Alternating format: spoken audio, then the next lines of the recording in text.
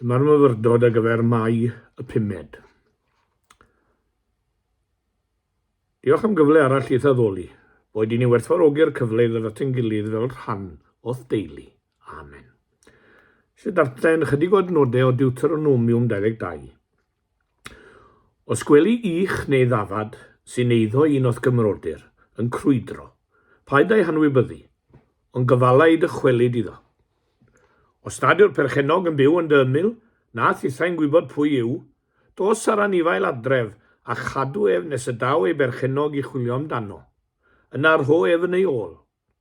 Gwna'r un fodd os doi o hyd i asyn, neu ei glogyn unrhyw beth arall a gollir gan unodd gymrodir, ni elli ei anwybyddu. Os gweli asyn neu ich unodd gymrodir wedi cwymper y ffordd, ni dwyt i'w anwybyddu, gofala roi help iddo i'w godi. Pan fyddi'n adeiladu tŷ newydd, gwna ganllaw amgylch y to, rhag i'ch di fod yn achos marwolaeth, petai rhywun yn syrthio o ddi arno.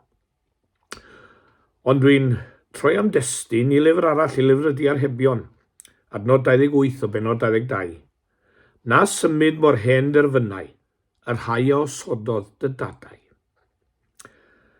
Mae'r ardal lle mae Rhodri ni yn byw erbyn hyn yn ardal amaethyddol iawn, a llawer o dir da nhw.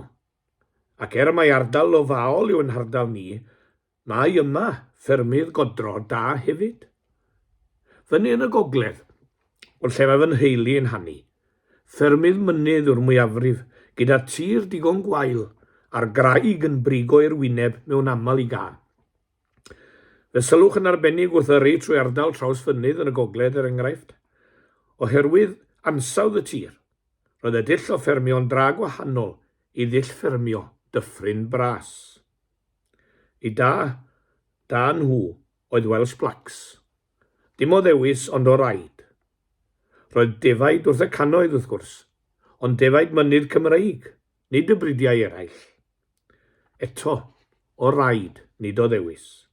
Dyma'r math o greaduriaid oedd yn addas i'r tir oedd ganddynt, ac yn addas i'r tywydd a gaint. Roedd yr hen bobl wedi codi tai ar ei ffermydd, rhai cadarn, ond hefyd wedi gofalu plannu coed cryfion o amgylch y tai ar adeiladau. Roeddent wedi plannu'r coed talgrif boncythiog rownd y tŷ. A llanerch o goed dion pinwydd a larch tal i dorri'r gwynt oer, gwynt y gogledd. Roedd diben, roedd pwrpas mwy na harddwch i'r hen goed. Roeddent hefyd wedi rhannu'r ffermydd yn geie bychain, rhyw glytiau o geie. Oedd hwnna wastad yn mysynu pan awn ni ardal stiniog ar fy ngwyliau. Ac o amgylch pob cae byddai clamp o wal fawr, wal drwchus o gerrig. Yn aml iawn byddai angen 2 o'r ceie ar y defaid a gofalid fod twll defaid yn y wal rhwng y ceie ac fe agorid hwnnw iddynt. Y fath wastraff o amser a llafur yn codi'r waliau uchel, meddech chi. Ond na, roedd pwrpas a diben arbennig iddynt. There was method in their madness, as dywed y Sais. Oherwydd pan ddeiau gwyntoedd oer y geiaf, y glaw ar eira, roedd e'r waliau uchel, trwchus, gysgod i'r creaduriaid. Dyna'i diben, dyna pam y codwyd hwy. Dwi wedi sôn o'r blaen, dwi'n credu am 2 fachgen o'r un pentref yn y gogledd aeth i goleg amaethyddol fel gellu air. Dysgodd y 2 yn dda yno, a ffasio'n dda ar derfyn i cwrs. Daethant adre nôl i ffarmio, gan roi ar waith yr hyn a ddysgwyd iddyn nhw. Buon nhw'n llefurio'n galed i dorri cod a chlirio, chwalu a symud y waliau cerrig, a gwneud fferm agored, hwylus. Yn lle'r hen waliau defnyddiwyd electric fence, reoli symudiadau'r creaduriaid, a bellach nid oedd angen gweir rhwng y waliau gyda'r tractor, open plan farming. Bu llawer o'r hen ffermwyr yn edrych ar y datblygiadau ac ambell un yn siglo i ben. A'r bois ifanc yn ei galw'n hen ffasiwn, a hwy yn ateb, gan i weld. Ond roedd pawb yn gefnogol iawn i'r bechgyn, ac yn falch o'i gweld yn symud hen ragfarnau a dulliau outdated. Cafwyd da gwahanol a defaid gwahanol. Ond, fe ddaeth y geiaf i fynyddoedd Eryri. Cafwyd geiaf caled o rew ac eira trwm iawn. Nid oedd cysgod brwynen i greadur. Doedd cysgod brwynen i greadur ar ei fferm nhw, a mawr fu y colledion ar y gaeaf caled a hir hwnnw. Nid oedd caledrwydd y Welsh Black ar ddafad fynydd Gymreig yn ei stoc newydd, ac nid oedd na coeden na wal uchel i roi cysgod i'r un ddafad ganddynt. Gawn ni weld, wedodd yr hen ffermwyr, ac fe gawsant. Fe symudodd y bechgyn hynny, yr hen Derfynnau, a sododd ei tadau. A thrwy brofiad chwerw iawn, fe ddysgasant wers na doeth a wnaethant. Roedd diben a phwrpas i'r hen waliau cerrig, a gododd ei tadau. Ac nid chwarae roeddynt wrth blannu coed. Darlun tebyg geir yng ngeiriau'r testun. Nid oedd ffiniau gosodedig, hynny yw fel geir yma rhwng fferm a fferm, yng Ngwlad Israel. Yr hyn wnaeth y tadau oedd gosod cerrig yma gacwyd yn nodi'r terfyn rhwng eiddo cymdogion a'i gilydd. Rhannwyd y tir yn gyfartal, ond gydag amser ceid rhai oedd yn symud y cerrig. Hynny yw y terfynnau, gan ddwy'n eiddo eu cymydog. Aeth yr arfer yn gyffredin ac fe gododd llef yn erbyn hyn. I ond hen derfynnau ydynt. Dywedir hyn fel pe bai pob peth hen, ond ddiwerth. Yr hen ffarm na, wneud yr un en bethau. Rhodio'r un en lwybre. I fyddhau'r un hyn o'r chmynion, yr un hyn reolau o hyd.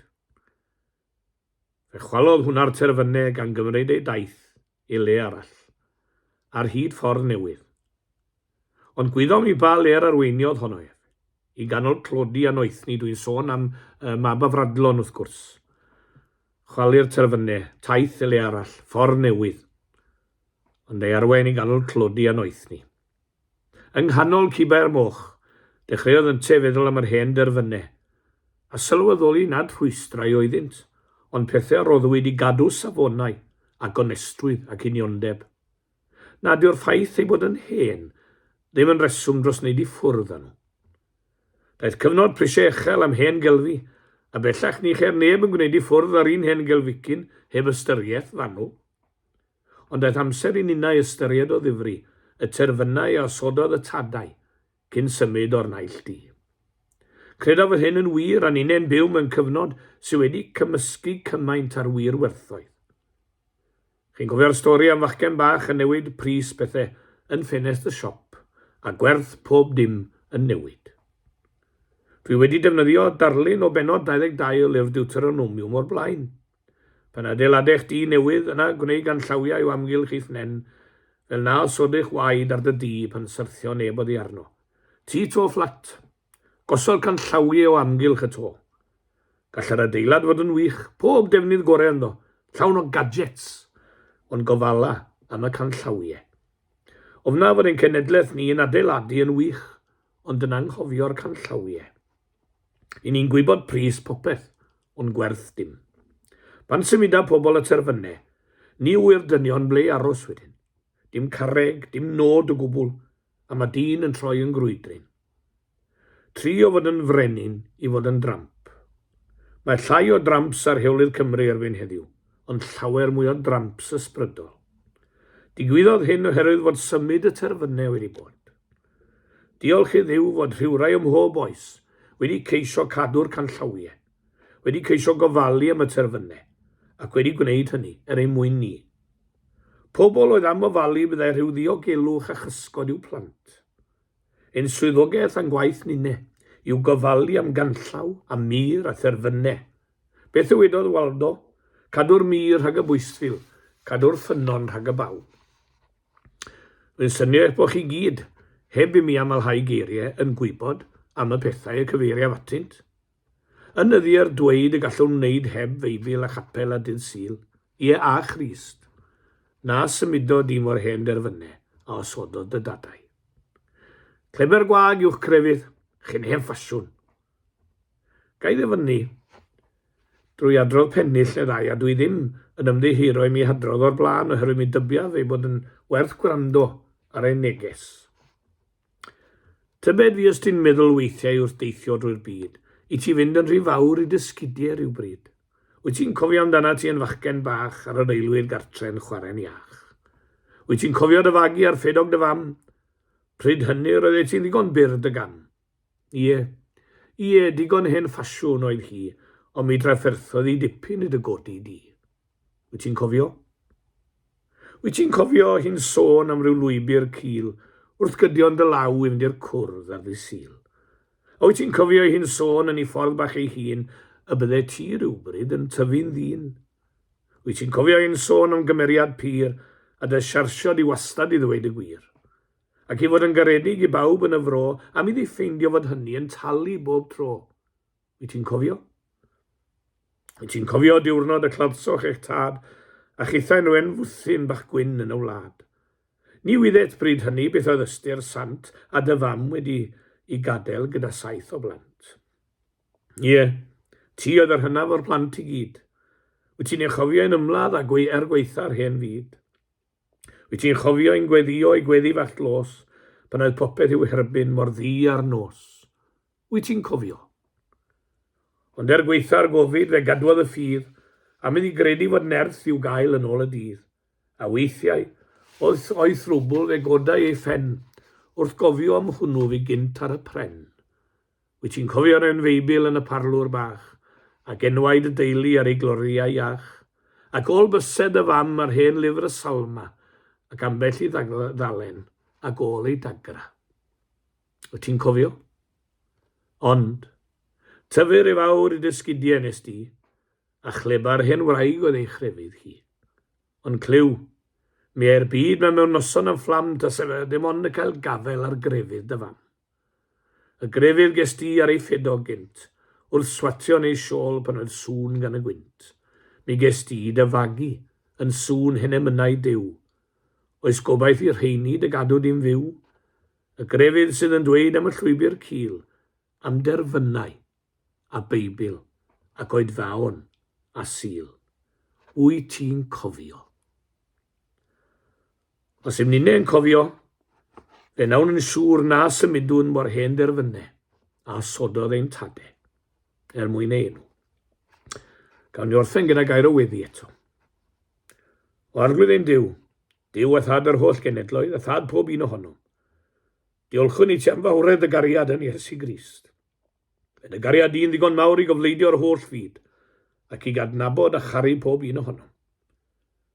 Diolchwn i ti yn tad am ein gwaredwr Iesu Grist, ac am newyddion da'r efengil, o pwy bynnag sy'n credu yn ei enw yn etifeddu bywyd tragwyddol. Yn ein gweddiau fyniwn anna ti'n cadw rhag cyfyngu neges y gariad yn un hunain, ac anghofio'r byd a'i lois. Arglwydd fe wyddos dim bod ni'n chwilio am fyd heb boen a phroblemau. Byd lle mae popeth yn hardd, yn gynnes a chlyd. Byd lle rydym ni'n gallu rhagdybio, byd heb surprises. Byd lle nad ydy'r pethau da yn diflannu am hanner nos. Byd o harmoni a theimladau da. Chwilio ydyn ni gyd am gwm tawelwch. Ond nid felly mae hi arglwydd.